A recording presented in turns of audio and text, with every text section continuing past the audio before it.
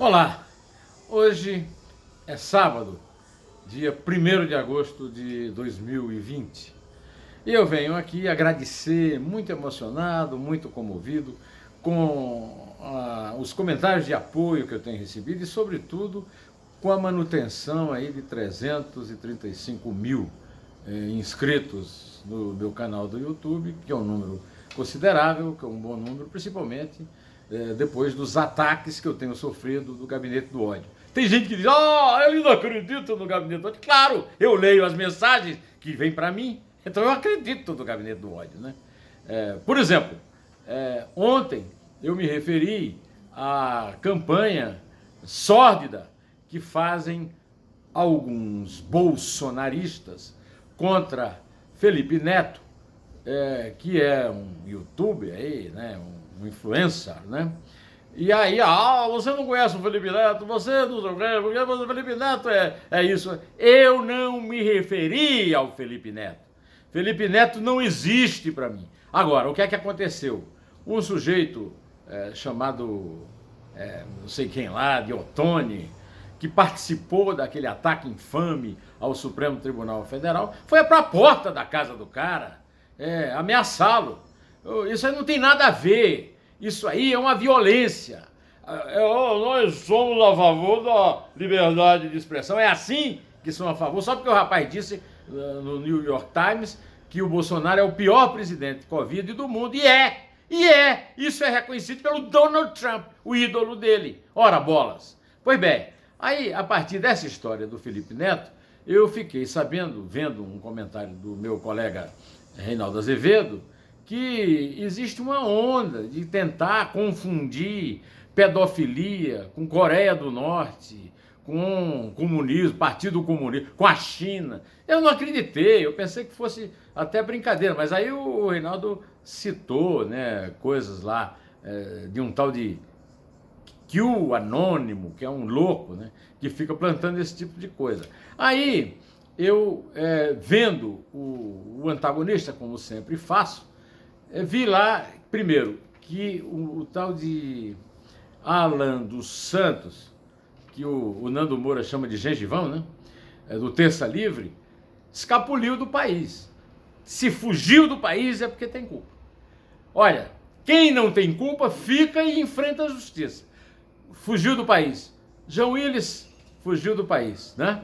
Aquele cara que foi diretor de marketing do Banco do Brasil, fugiu e foi pego lá na Itália, depois de condenado pelo Petrolão, um sujeito que foi do PT e que era diretor de marketing do Banco do Brasil. Então fugiu, confessou culpa. Agora, o pior do que a confissão de culpa é que confirmou aquela tese que eu vi nesse comentário a respeito do Q, lá do americano, que ele reproduz exatamente o que o maluco americano fala, ou escreve, né, nas redes sociais. O que é que ele escreveu? Ele sumiu e disse que estava falando do exterior e os investigadores estão dizendo que ele está no México. Bom, para mim já é confissão de culpa, eu não vou repetir. Agora, ele disse o seguinte, que Igor Tobias, funcionário do Tribunal Superior Eleitoral, contou para ele que a empresa Road and Schwartz fez uma varredura e descobriu grampos telefônicos na embaixada da Coreia do Sul, na embaixada da China, no escritório, na casa, sei lá, do Cacai, aquele advogado célebre, que estava lá, inclusive, na live do Augusto Aras, que segundo ele é do Partido Comunista, isso aí ele colocou por escrito. Veja como é que é o truque, né?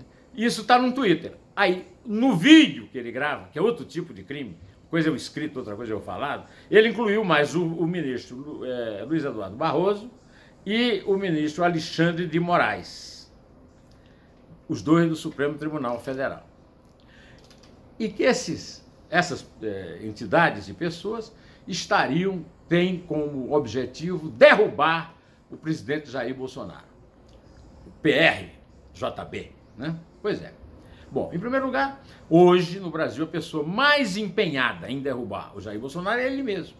Por exemplo, o Bolsonaro está, teoricamente, pela bola 7, depois do seu comportamento absolutamente indefensável a respeito da pandemia da Covid e principalmente pela tentativa de vender uma droga milagrosa, que não tem nada de milagrosa, que tem efeito de placebo contra a Covid, que é a tal da cloroquina, foi lançada pelo Trump, que já abandonou, que não é besta, né? E o Trump tem interesses comerciais, hein? É sócio de um cara que produz a cloroquina, né? Pois é. Primeiro, a história é igual à história do maluco americano. Segundo, a história é absolutamente doida. Não tem o menor nexo. Não chega a ser nenhuma fake news, é um delírio.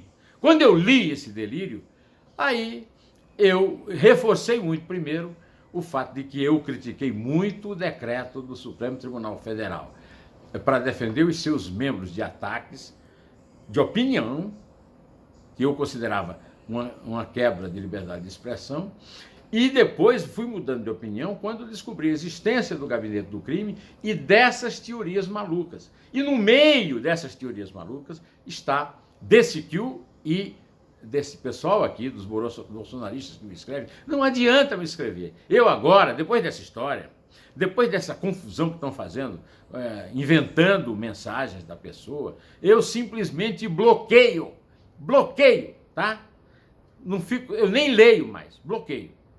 Então, depois disso tudo, eu cheguei à conclusão que o inquérito para deter a prática de execuções de reputação pelo gabinete do ódio precisa urgente dar resultado com prisões, antes que todos fujam para o exterior, como fugiu esse Alan dos Santos.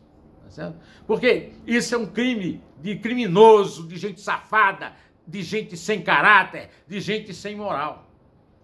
No entanto, o governo Bolsonaro, o presidente Bolsonaro jamais disse uma palavra para conter o ímpeto criminoso dessa gente. E pior do que isso, assinou pessoalmente uma ação de declaração de inconstitucionalidade junto com seu advogado-geral da União, o doutor José Levi Amaral Júnior, contra os bloqueios dos perfis dessa gente que comete esse tipo de assassinato de reputação, colocando nisso a República, da qual ele é o presidente, ou seja, a instituição Presidência da República, e o advogado-geral da União, que, como bom puxa-saco carreirista, assinou junto.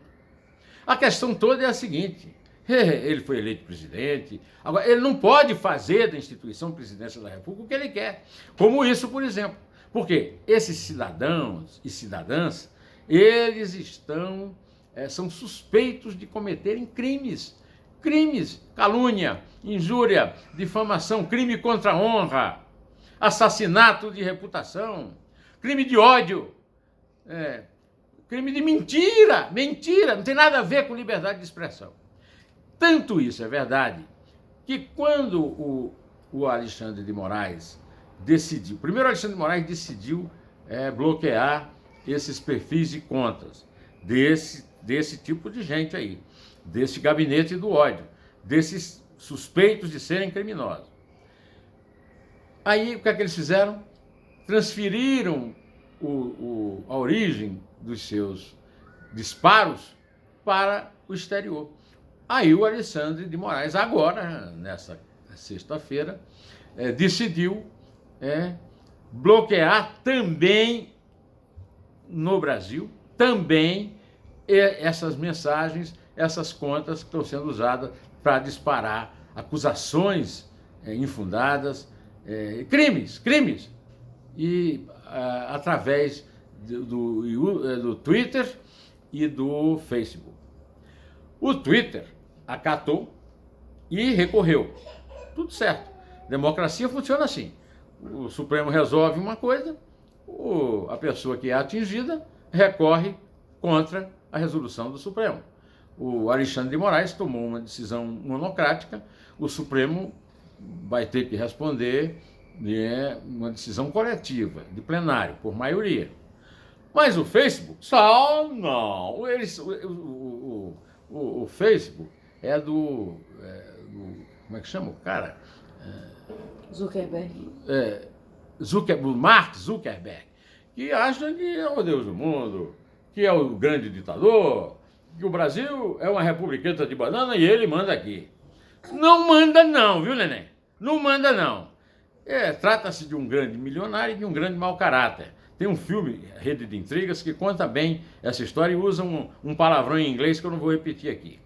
Que a moça disse que ele era no começo do filme e depois no fim do filme pediu perdão pelo mau uso, porque ele é muito pior do que aquilo que ela disse que ele era. Pois é, agora, hoje, estou gravando esse vídeo no momento em que o Facebook recuou. Então vamos recorrer, mas o Alexandre cobrou uma multa e dinheiro eles entendem. A linguagem do dinheiro eles entendem. E antes de terminar, eu quero dizer que eu tenho um comentário a fazer, vou fazer depois. Vou contar o que é e depois eu faço o comentário. A respeito do depoimento que o senador Nota 01 deu a respeito da denúncia feita pelo empresário Paulo Marinho, de que ele e o pai teriam demitido o Fabrício Queiroz e a sua filha Natália, porque foram avisados de que o Queiroz tinha sido capturado numa investigação financeira do COAF.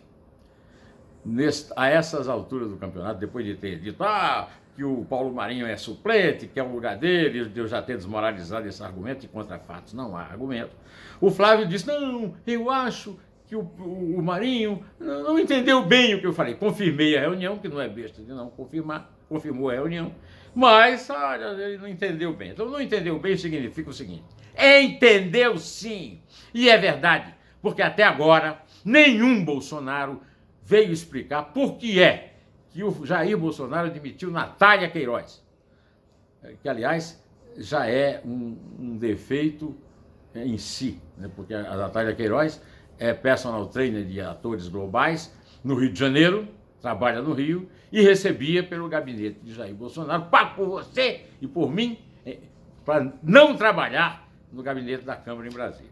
E o Fabrício Queiroz também foi demitido.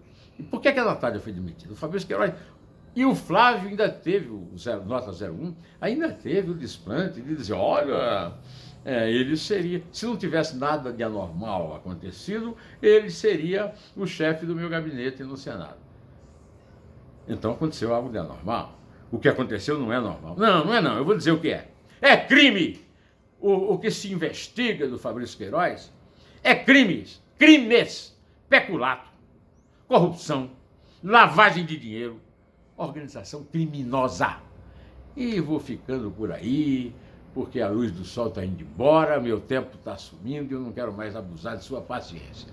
Amanhã não gravarei vídeo, volto a ter minhas folgas dominicais, volto segunda-feira, excelente domingo, até segunda, né? Segunda, e direto ao assunto, só a verdade nos salvará.